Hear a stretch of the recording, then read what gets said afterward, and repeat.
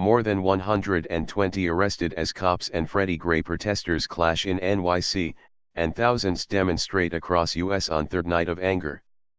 Outrage over the unexplained death of a black man in Baltimore, Maryland prompted nationwide protests against police brutality on Wednesday from Houston to Boston. Baltimore has been the scene of near-nightly protests ever since the April 19 death of 25-year-old Freddie Gray, who is believed to have been fatally injured while in police custody.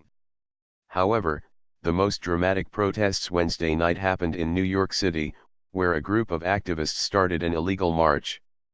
According to the New York Post, more than 120 protesters were arrested by police officers trying to maintain order on the streets. Activists started gathering after 5 p.m. in New York's Union Square, and quickly grew to more than 1,000. All the while, police warned over loudspeakers that they would start making arrests if the group moved out of the park. Cops followed through on that threat when defiant leaders of the group started moving the masses onto the street, blocking traffic during the city's rush hour. Despite initial clashes with cops, the protest regrouped several blocks to the west where they started marching northbound on the sidewalk of a major highway. Police appear to have left the protesters pretty much alone, escorting them on their march and only intervening when they stepped out into the streets. At one point, the group formed a line at the entrance to the Holland Tunnel on the city's west side, one of the major exits off the island to New Jersey.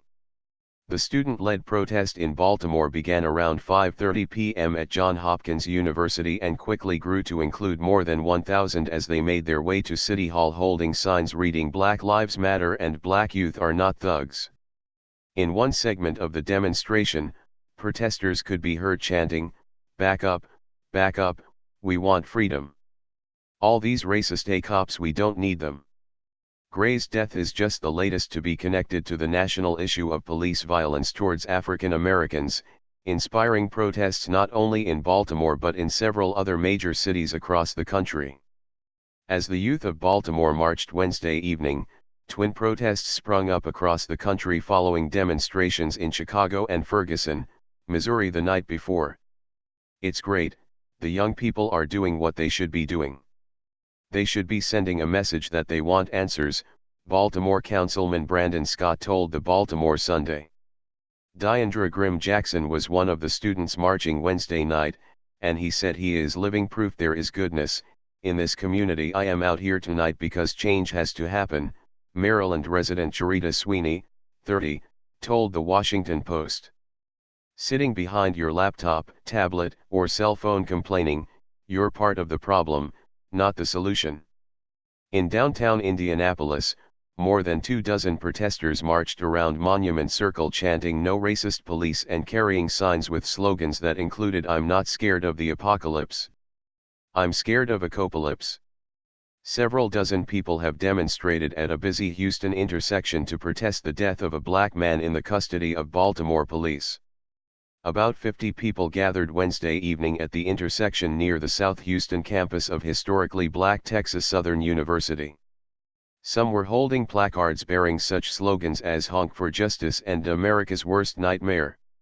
The protesters were outnumbered by the police presence that included officers mounted on horseback and flying overhead in a helicopter.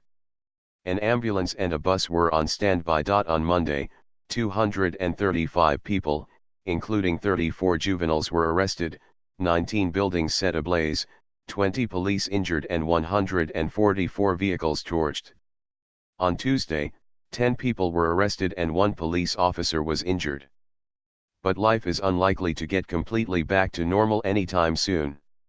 Attempting to keep expectations low, Governor Larry Hogan said that along with Baltimore Mayor Stephanie Rawlings Blake, they can't promise that respect for the rule of law has returned to the city. "You can't ensure that there's not going to be any unrest. I'm not a magician," Hogan said to the Baltimore Sun. "What I can assure you is that we will put all the resources that we have at our disposal to make sure that disturbances don't get out of hand."